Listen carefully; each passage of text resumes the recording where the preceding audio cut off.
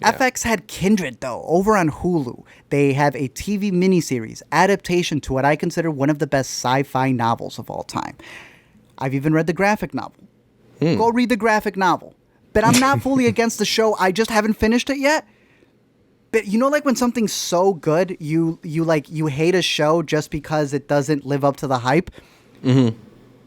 I think if you didn't read the best version of it, you might still enjoy the show. Does that make sense? Yeah. Yeah, I hear that. So I don't want to dismiss it. It's just the original is so good. This is the TV miniseries version of it that follows a woman who doesn't realize that every time she's in this house, as of so far in the early episodes, she transports herself unwillingly back to slavery times, where people she may or may not know may be there, and you start seeing this whole history of not just this house but her family. And I think it's one of the most engaging stories. I think a lot of nuances, especially between the characters, because she has a white partner who's helping her with a lot of this.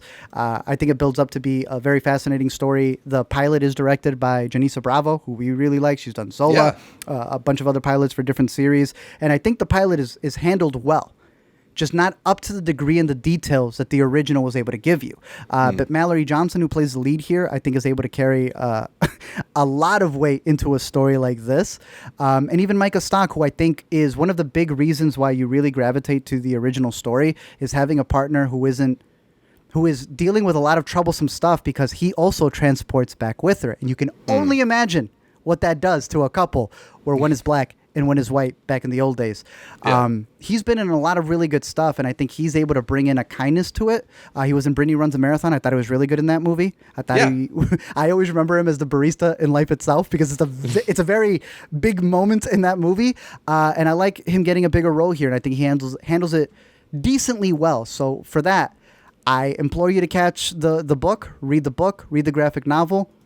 And one day we should be getting movie versions of this story. I think a TV miniseries is the appropriate length. I saw people really hate it. I don't agree with them overly hating it. I think they needed views. But it's an okay series. All right? Yeah, It's an okay series.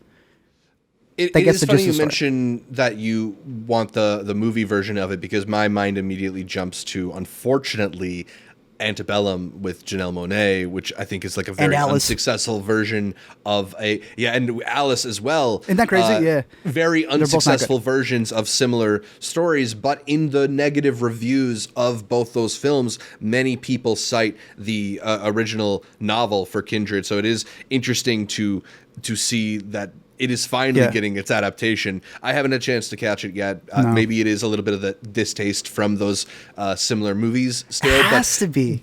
You gave me the approval, so I'll definitely give it a couple episodes.